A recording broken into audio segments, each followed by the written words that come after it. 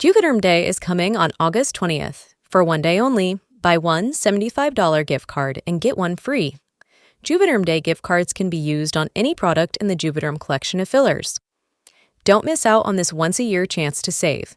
Join Allie now while supplies last. Skin Beef by Juvederm is excluded from this promotion. Terms and conditions apply.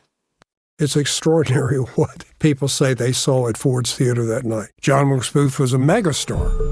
The American political climate has always been rife with division, but even juxtaposed against today's polarized environment, it has never been nearly as divided as it was during the Civil War. I'm Alec Baldwin. This is a story that shows how the lines are so often blurred between hero and villain, immortality and infamy, justice and vengeance, and how in that respect nothing has changed today. Listen to The Ides of April, starting July 23rd, wherever you get your podcasts. Pie in the Sky Media.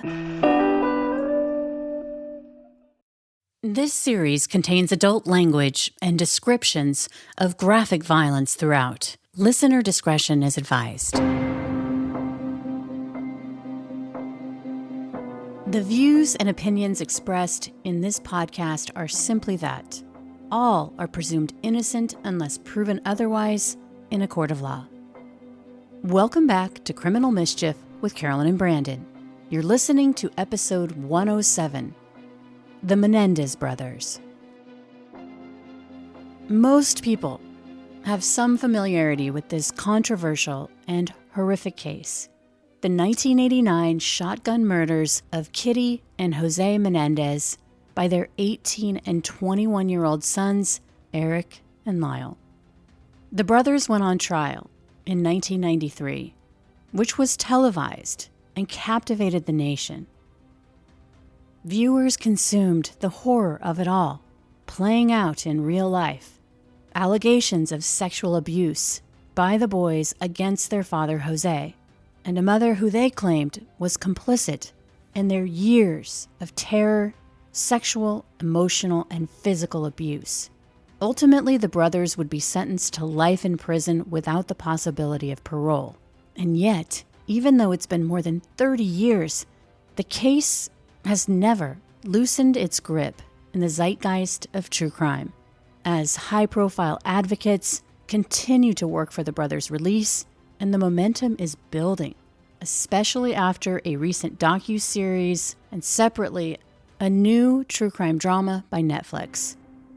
And recently there was some breaking news because it looks like there's a real possibility that the brothers could be set free based on, among other things, new evidence that's come to light. Then the other cousin was Andy, who was closer in age to Eric. And he is the one to whom Eric wrote the letter in 1988, at the end of 88. So just 8 or 9 months before the murders, saying apparently, basically that Jose was still abusing him at that stage. And that's some of the new evidence that is now being considered. We'll get to the new evidence and the potential resentencing of the brothers later.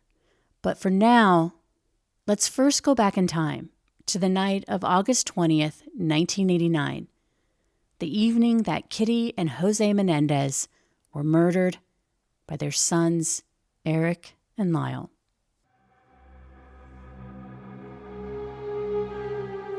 The couple was in the den of their Beverly Hills mansion at 722 Elm Drive. They were watching a movie and eating a late-night snack. The middle-aged couple had been married for many years. Jose was a self-made millionaire, a successful entertainment company executive, and Kitty had stayed home with their boys. Lyle, who was 21 and attended Princeton in New Jersey, and Eric, who was 18 and headed for UCLA in the fall. On the outside, they appeared to be the perfect family. But appearances can be deceiving. And the police were deceived when, in the early morning hours of August 21st at 3:28 a.m., Kitty and Jose's eldest son, Lyle, made a call to 911, hysterical, barely coherent, saying his parents had been murdered. In the background of this call, you can hear Eric screaming and crying. Beverly Hills emergency. problem? What's the problem? What's the problem? Someone killed my parents. Pardon me? What? Who? Are they still there? Yes. The people... No. Were they shot? Hey, man, Were they shot? Yes. They were shot? Yes.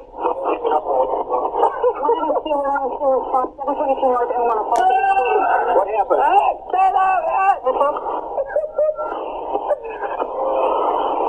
have a hysterical person on. We're trying to get things further. I don't even know if it's funny. Is the person still there? What happened? We have units around. What happened? Who shot who? I don't hear anything. I came home. You came home and found who shot? Police arrived at the home on Elm Street, and they beckoned for the brothers to come out. Both Eric and Lyle would run from the home toward the officers, screaming. Once inside the Beverly Hills mansion, the investigators were shocked by the gruesome scene. Jose's body was slumped on a sprawling white sofa. He'd been shot 5 times, once point blank in the back of the head, which had rendered his face completely unrecognizable. At his feet on the floor was his wife, Kitty. She'd been shot 9 times, once point blank in the face. Lyle and Eric would tell investigators that they hadn't been home at the time of the murders, that when they got home from an evening out, that's when they discovered their parents and called 911 immediately. The couple had been gunned down. Obviously, the police asked the young men who could have done this to their parents. It's then that Lyle told the detectives that he believed the mafia had murdered their parents because Jose had made some enemies over the years in his business dealings. Based on the savagery of the murders, the fact that this could be a mob hit was something authorities took very seriously. In the beginning, the brothers were not suspects. In fact, police didn't even test their hands or clothing for gunshot residue that morning. It was only later that Eric and Lyle's behavior after the murders would raise eyebrows. Their parents had left them a small fortune. They would each receive $300,000 in life insurance, and at the time of Jose's death, he was earning over $1 million a year. His combined property and stock assets amounted to more than $7 million. And shortly after the murders, the brothers went on a spending spree. Lyle bought a Porsche, Eric a Jeep, and both brothers bought houses, clothes, and businesses. But the weight of what they'd done to their parents would be their undoing. In October of 1989, Eric would confess during a therapy session with his psychologist that he and Lyle had murdered their parents. Even before Eric's confession, the psychologist already had his suspicions that he believed the brothers had done it. But he continued to treat both of them, even though he was worried for his own safety. But he did ask his then business associate and mistress to eavesdrop in on the conversation, and she heard Eric's confession as well. To mitigate the danger that the psychologist believed he was in, he began to tape the sessions for his own safety. He convinced the brothers that he was an ally, but that he would release the tapes to police if anything happened to him. These tapes would come to the attention of the police after the psychologist's relationship with his mistress had ended, and she went to authorities and told them about the brothers' confessions. The tapes would be seized, and it was this evidence that would ultimately lead to the brothers being arrested in March of 1990, charged with the premeditated murders of their parents. I'm Stephen Cazares. I am a white-collar criminal and civil defense lawyer and former federal prosecutor. Now, Stephen hasn't worked on the Menendez case, but he's from California. That's where he practices law, and he distinctly remembers what it was like when the brothers went on trial in July of 1993. It sounds like you didn't work on the case, but being a prosecutor, I'm sure you know something about it, right? Yeah, just a little bit. The weird thing is, the funny thing is, I came to LA from Northern California in summer of '95 when guess which trial was going on? OJ. So I was at UCLA when that was going on. They were on campus all the time, which kind of piqued my interest in kind of criminal law to begin with. And then it just so happened, after law school, I went to the Securities and Exchange Commission, then Department of Justice.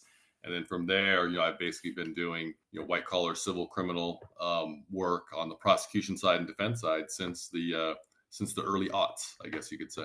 So when you were at UCLA, were you in law school at the time, or like what were they doing coming to? That was law school, and so all of the networks would come to campus to try to get the kind of man on the street views about developments in the trial, because you'll remember, or you may not if you're too young, it was televised, and this was the early days of court TV. This was all brand new, and the public, the media, was getting to see firsthand a real criminal trial, and not just a real criminal trial. One of the most famous men in the country, some of the best defense lawyers in the country. It was a show that you couldn't really match on and anywhere else. So it was just really an amazing event, I think, in both Southern California history, but also I think in the nation's history.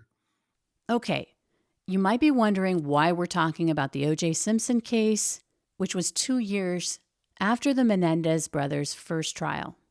It's important because the aftermath of the Simpson case would become relevant in the brothers' second trial, which we'll get to later.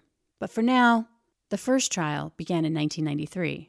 The first trial, there was 2 juries, so they had a split panels for each of the brothers. The prosecution's theory of the case was that the murders were motivated by greed, that the brothers were spoiled brats who wanted to fast-track their inheritance.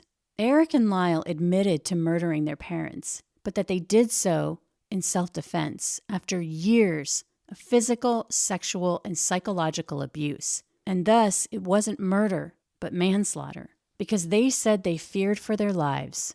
A lot of defense evidence came in, including testimony by cousins of the brothers who firsthand witnessed some of the abusive behavior by the father, Jose. One cousin, a female cousin, older than Eric, who had been staying over, I believe, at the house, and Eric asked if he could sleep in her room, and he said it because he wanted to avoid his father, because he was being abused. And that female cousin confronted Kitty, the mother, and apparently, and this was testimony in that first, the mother blew up. She didn't believe it. She essentially told Eric to go back up to his room, kind of just brushed it all kind of under the rug. And another cousin, Andy, would testify too. The cousin Andy, to whom Eric confessed, he was being abused by his father. There was some expert testimony. But in the early 1990s, the brothers were facing an uphill battle when it came to overcoming the bias against the perception that they were spoiled rich kids in an era of stigma and gross misinformation against victims of sexual abuse. One key factor also in the case was the prominence of the father. I mean, he was, an executive at RCA, so he was a prominent person, successful businessman. Essentially someone, he made it himself, basically immigrated from Cuba. So the prototypical kind of self-made man. And he was a significant figure to deal with. I mean, I think the family members' testimony in the first trial kind of made that clear, that his word was the last word, and the wife essentially kind of went along, apparently. Yeah, and I mean, today it's such a different landscape when you talk about sexual abuse, and back in the day. That was one of the arguments by the prosecution. Literally, Eric and Lyle could not be the victims of sexual abuse because they were male. They could not be raped. That was literally the argument verbally out of the prosecutor's mouth. So much has changed, not just views, but almost in some way the law, almost from the prosecutor's view, was you can't be raped if you're a male, which we all know is preposterous now in light of all of the scandal in the Catholic Church and just generally being aware of what happens in the world. Both Lyle and Eric would take the stand in their own defense, and their testimony was powerful as they described what life was like growing up in the Menendez household. Did you love your mom and dad? Yes. And on August 20th, 1989, did you and your brother kill your mother and father? Yes. Did you kill them for money? No. Did you kill them because you wanted to pay them back for the way they had treated you? No. Why did you kill your parents? Because we were afraid. Lyle was 3 years older than Eric, and he would say as the firstborn son, his father, Jose, demanded perfection from a very young age. Was your brother as important to him as you were? No, my brother was unimportant. How could you He tell pretty that? much believed in, well, he did believe that the firstborn was the one that carried the line. I carried my dad and his dad and his dad and his dad's first name, Joseph or Jose. And that was really all he cared about. And to some degree, I felt that was similar feelings from my grandparents and everybody around, that the focus seemed to be on me. And that might be partly because my dad's focus was on me. But I'm not really sure why else. So you got a lot more attention than your brother, is that right? Well, I had his complete attention, and I don't think I didn't even think about my brother really didn't even exist for me until later in life. I don't think either of us thought about Eric too much. So he was just ignored? He was not completely ignored. Dad would interact with him and be harsh with him at times, play with him at times in ways that he didn't with me. Just didn't seem to be very concerned with what was happening with Eric. If he was in a bad mood, he might slap Eric or push Eric away. If he was in a good mood, he might hang out with Eric. But it was different. Like, I had to be doing something. I was achieving something or something of importance. And it was very different. This Friday, Jamie Lee Curtis and Lindsay Lohan are back to switch things up in Disney's Freakier Friday. Totally, yes. It's an absolute riot, and the only movie that can be described as So much weirder than the last time. What last time? it's the frequel You ready? we've been waiting for. That absolutely slays. What deeply out of touch old person came up with that? You did. Wow. Don't miss the comedy event of the summer for all ages. Disney's Freakier Friday, in theaters this Friday. Get tickets now. Rated PG. Parental guidance suggested. This episode is brought to you by the world's first reposado from Tequila Herradura. Made with slow-cooked, hand-harvested agave sealed into oak barrels and aged 11 months. Before being enjoyed in your glass. Experience the world's first reposado. Tequila Herradura. Please drink responsibly. Responsibility.org. Tequila Herradura. 40% alcohol by volume. Imported by Brown-Forman, Louisville, Kentucky. Herradura is a registered trademark. Copyright 2025 Brown-Forman Corporation. So good, so good, so good. Ready to rack to school and save big? Get to your Nordstrom Rack store today for thousands of deals from just $20. Because I want to look fresh. How did I not know Rack has Adidas? I got a new backpack. Score everyone's favorite denim, sneakers, boots, and activewear from Nike, Levi's, Steve Madden, Madewell, and Free People. Great brands, great prices. Everyone's got a reason to rack. Shop Nordstrom Rack and make it the best school year ever. Hey, I'm Bruce. And I'm Jeff. We're here to tell you a little about our new podcast called Taboo Treasures.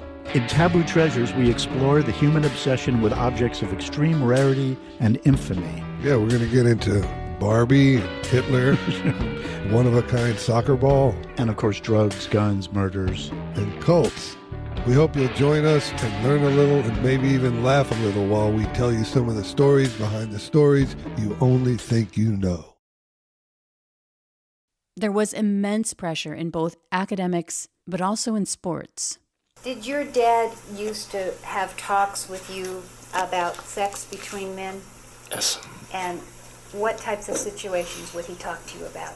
He would talk about the bonding between men, going into battle or in competitions, mostly with regards to battle and history, and that sexual interaction and touching and hugging, but also sex was throughout history was something that men that had gone into battle had done together. Had me read passages about it. What do you mean, had you read passages about it? What would he give you to read? What time are we talking about in your life? Talking about when I was 6. What would he have you read? He had history books with passages outlined, various battles and strategy, but in terms of, on this subject, there would be particular passages about Greeks, soldiers having had sex with each other before they went into battle as a way of bonding with each other so they have a stronger connection, and he would talk about the same thing with regards to sports and he and I.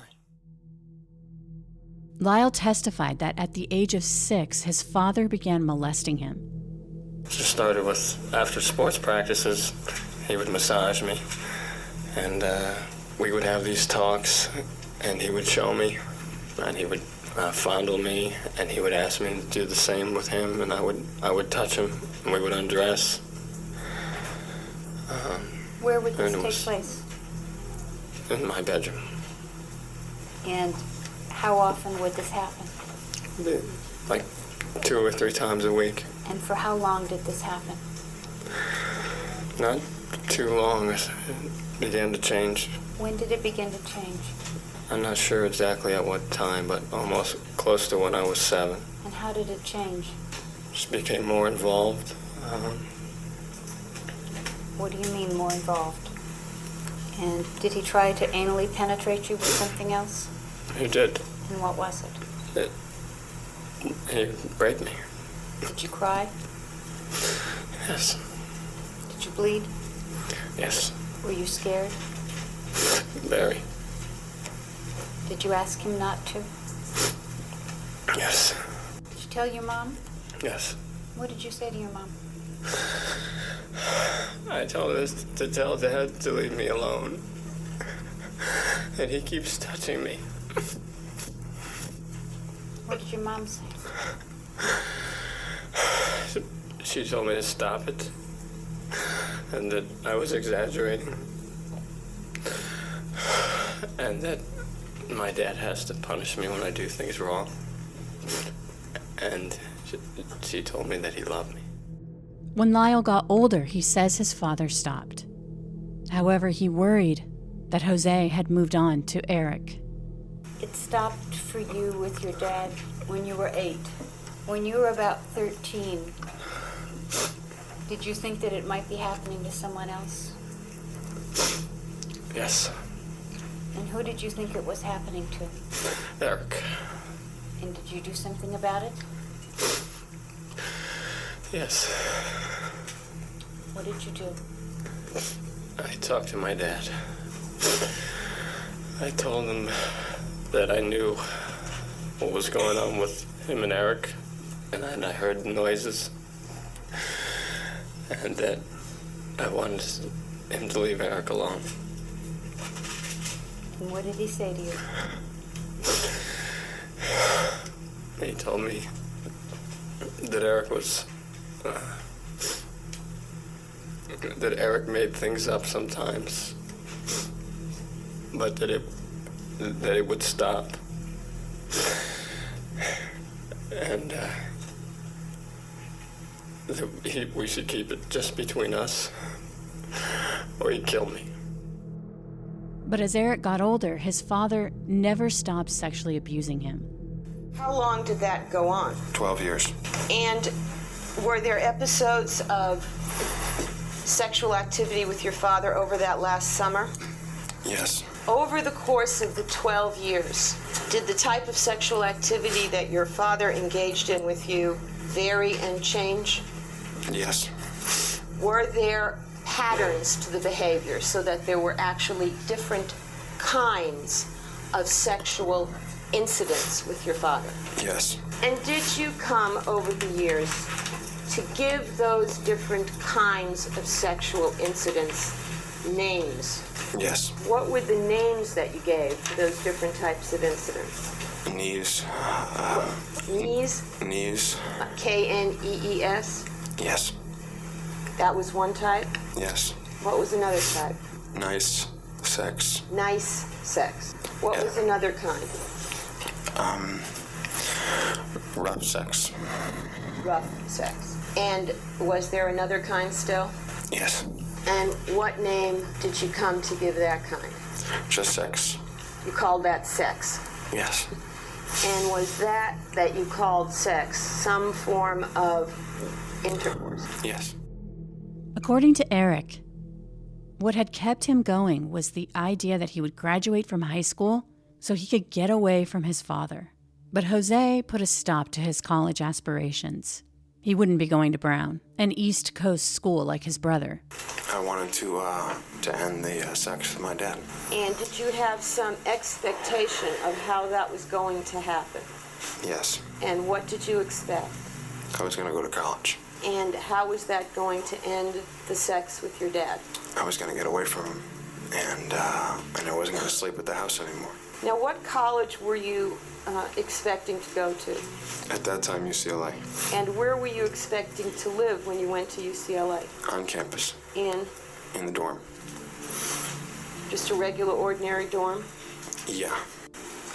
And what else did he say about how you were going to deal with college in that conversation? He told me that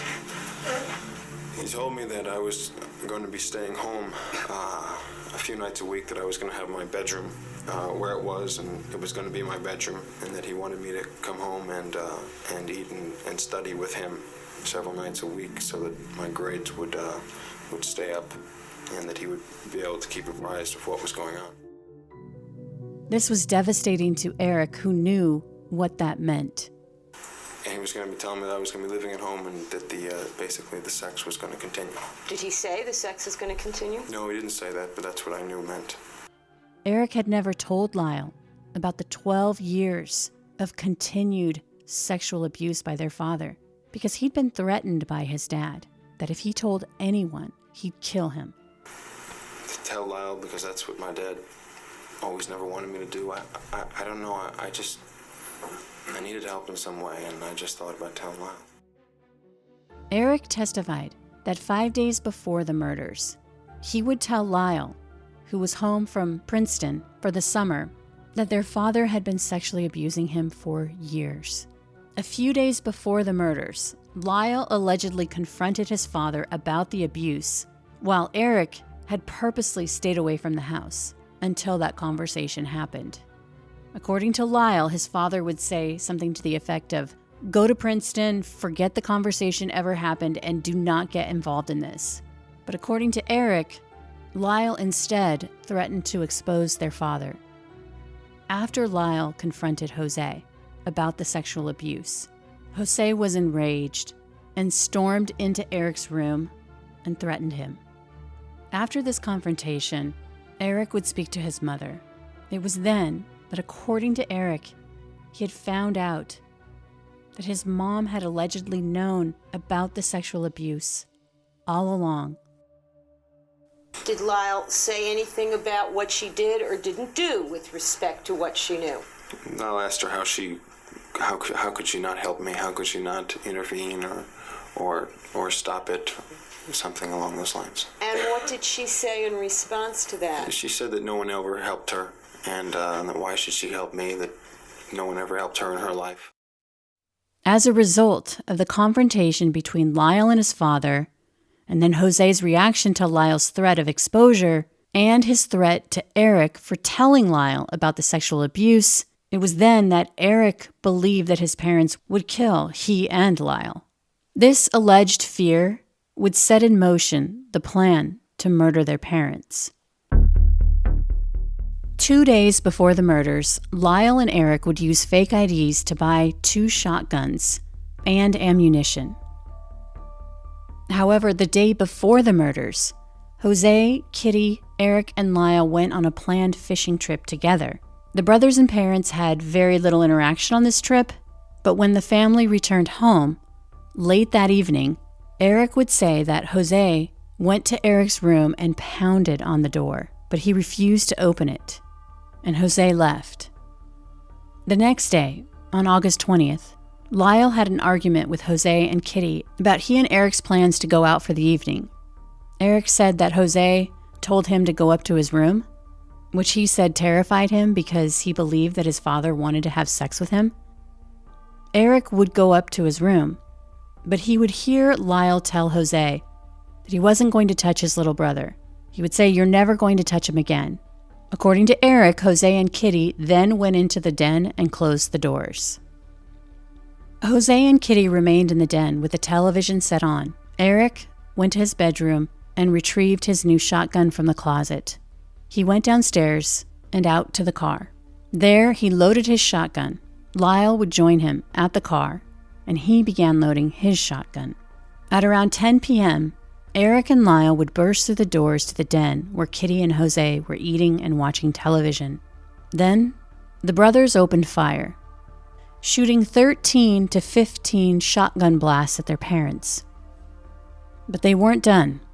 They went back to the car, Lyle reloaded, and they both returned to the den, and Lyle would fire one more time, a final shot at Kitty, who was still alive.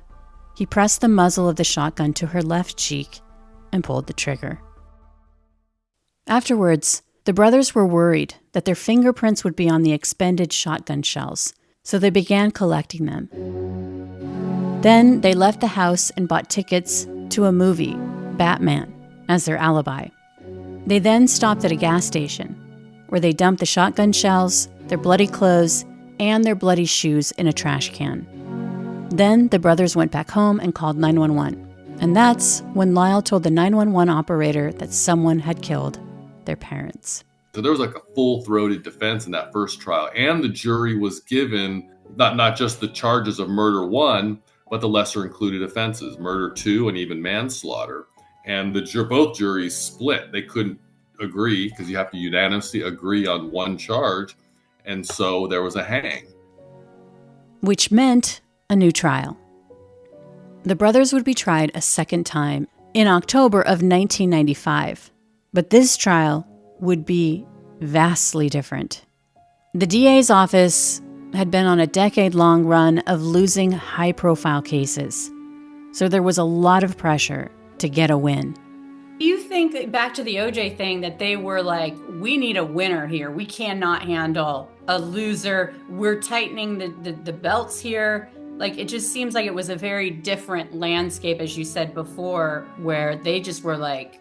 You've got to remember, this is now the mid-90s. So this is post-OJ. This is post-Rodney King. A lot had happened in Southern California at the time. And, unlike today even, crime rates were higher. So there was a lot of public concern about just crime in general. Gil Garcetti was the district attorney at the time. And I think it's fair to say there was a lot of pressure on the district attorney's office to come up with a winner after what some people viewed as the fiasco of the OJ trial.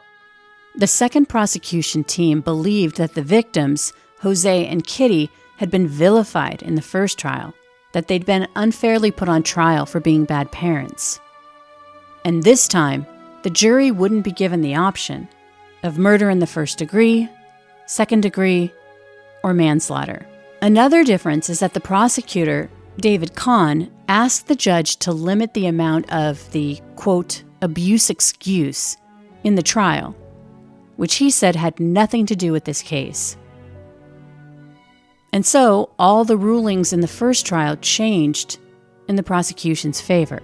Wasn't it, too, that they weren't allowed to give a lot of evidence, like, as you said, it was full-throat. I can't remember, you said full-throated or something, like full-throated. Full-throated defense, yeah. I mean, that's... So in this case, I think they pulled back they weren't allowed to talk about the abuse. Judge Weisberg did not permit a lot of the mitigating defense evidence about the abuse. And the only, Eric testified, so he testified again to the abusive conduct. And then the cousin Andy also testified that Eric had told him about those events. But the other corroborating evidence, the female cousin, other family members who observed abusive behavior, expert testimony, all that was cut out. It wasn't. So essentially it was Eric and Andy saying abuse happened, and then the prosecution basically saying that's made up. It's a lie. Eric's lying. Andy's lying to help his cousin. And then the actual prosecution arguments, if you go to the transcripts, was they made this up. There is no corroborating evidence, which is a little dicey for a prosecutor to say when they know in the prior trial there was some corroborating evidence, but it was kept out of the trial. So, the way they word it is there's no evidence before you corroborating what Eric and Andy said. And that's where they kind of walk the ethical line. And the argument is there's no evidence before the jury of corroborating evidence because, in fact, it was cut out. It's not that it doesn't exist anywhere in the world. It just wasn't included in the trial. The judge ruled that the brothers couldn't call all their family members and friends as witnesses as they'd been able to do before, which meant that the defense evidence that had been allowed to be heard was less powerful. Now, if you'll recall, Stephen brought up the O.J. Simpson trial, which had ended in an acquittal before the brothers' second high-profile trial. And shortly thereafter, O.J. happens and changes the whole kind of, I think, public view of trials. Obviously, whatever you want to think about the case or the trial or his guilt or innocence, a lot of people thought he had done it. They figured he was guilty and somehow got off by paying the best lawyers in America. I'm not sure I necessarily agree with that, but that changed, I think, the public's view and probably the judge's view who tried the case for the brothers. And on the second trial, the jury wasn't given a choice. The jury was given it's murder one or nothing.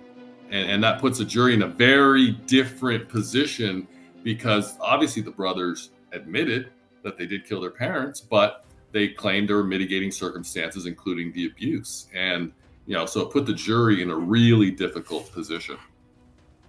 In March of 1996, the jurors would convict both brothers of first-degree murder. The following July, they would be sentenced to life in prison without the possibility of parole. If they had been convicted of manslaughter, they would have been sentenced to 22 years. Right now, Eric and Lyle have been in prison for 33 years. Next week on Criminal Mischief with Carolyn and Brandon, Part 2 of the Menendez Brothers. Could new evidence set the brothers free? There are new factors, for example, in California. One of the things being raised now by the brothers is, and referenced by the district attorney in supporting their resentencing, is the fact that under California law now, if you committed a crime and you were under the age of 26, like murder one, the sentencing factors are different and you become eligible for parole after a certain period of time. Hey, don't go anywhere. Stick around for our bonus episode up next. Here, my co-host, Brandon Morgan, and I will discuss the case in more detail. And as always, thanks for listening.